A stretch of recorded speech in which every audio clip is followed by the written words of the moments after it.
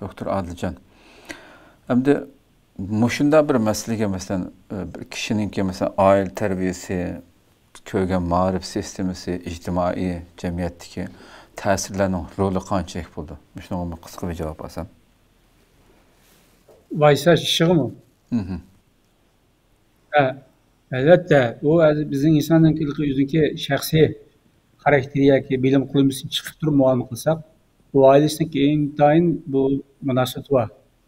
Bu kakşaştırmıştık. Eğer ailesindeki ata-ana, eğer özünki, çetteldi misal versak, özün bütün iş hareketlerini, ya ki özünki icmai, ya ki özünki vekillik kılışından ibaret a mesuliyetini, doğru vekillikten kılış ibaret mesuliyetini.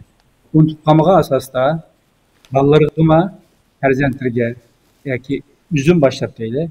Biz aşağınınki bir evladı, aş coğrafyanınki, aş zimindinki, shunaqa Uyg'ur millatining bir tarkibiy qismi, bu sifatimizdan bizim bir mas'uliyatimiz bor. Biz qo'limizdan kelgan emas. Deb aynan deydi, xato gap menimcha. Qilishga tegishli bo'lgan ishlar bilan qo'limizdan kelgan ishlar farqli. Mening qo'limdan chiqishga emas, men endi qarab o'tiraman deb ish qilmay, u bo'lmaydi endi. Shunga qilishga tegishli ishlar. Nuqsi muamele kılsa ehval başka şey bunu da oylayma. Şuna atanız uygar eğer o'zi tijoratchi bo'lsa yoki bir o'qituvchi bo'lsa yoki ma'lum bir kasbni qilayotgan bo'lsa, bolalarga shu ong bilan ishni eng yaxshi qilish. Shunday ashyaniki bir farzandi ekanligini mutaqassiblar haqiqatni o'rgatish orqali deb mangalsa u qaqshash.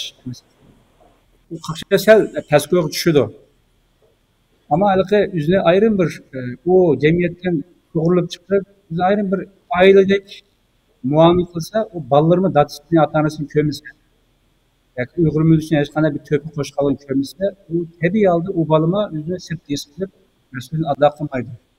Ama ki mezgillerde belki bizim Uygur sosyalliği başka tarafın tunutuluğa vakti da karsan yüzleşkana bir onda bir alaylık onda bir nesli kürüp bakmagan yani müşahedeme aynı bir mesele kip çıkışım oldu yani.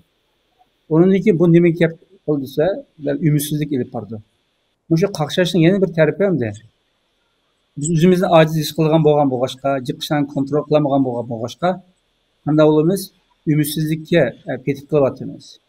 Şuna, bu ümitsizlik mi, şu kakşaşta sebep olgan çoğun bir amıllarının içinden öz içi kaldı. Çünkü etrafının ümitsizz, aşklarının ümitsizz, yüzdün ümitsizz boğan boğaşka, kakşaş arqılı özündeki psikolik ihtiyacını kandırdığı biraz onu attırayım. Yani mesela şu, şuna alıqı, yani yaklaşıyorum diye ümitsiz insan yerak duruş gerek. Ümitsizlik, selbi binası boğan boğaşkanda tiz yokuducu o. Şuna aslında muhitten amal basıp çıkıp ama ümit var. Bir işe icabi karaydıgan aktif insanların kışta uğrunasa tabiiyel insan şu kimliğinden ten hareketlenişiyor. Çünkü ümitsizlik patkıga petketken adamdan çok körümüz hem de. Kılanmadık bu işini. Bombadı hep kakşap koydu. Şuna şu muhit etraftaki ictimai muhit intiharı pek mühim. Dikkat kılsanız İstanbul'daki mesela Nemişka dava kıldıqanlar bir yerde oturdu. Belki davanın sepedekiler. Bir yer ilişki tirişiyordu. Bir iş kılalaydı kendimizler. Hakimay emile çıkılaydı.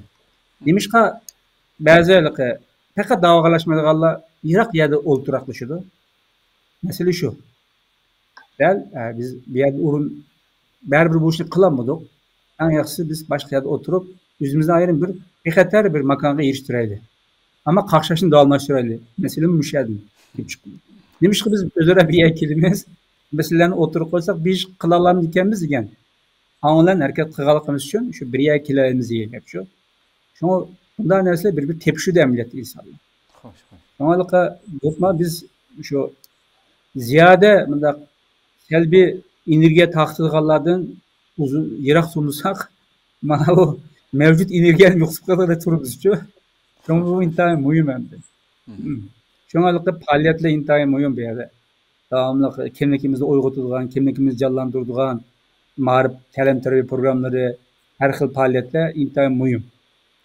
Yani yüzümüzün bir işini kılalıqalığımızı bildirip durursak, bo'lmaydigan ahval al bunu şekilli polda.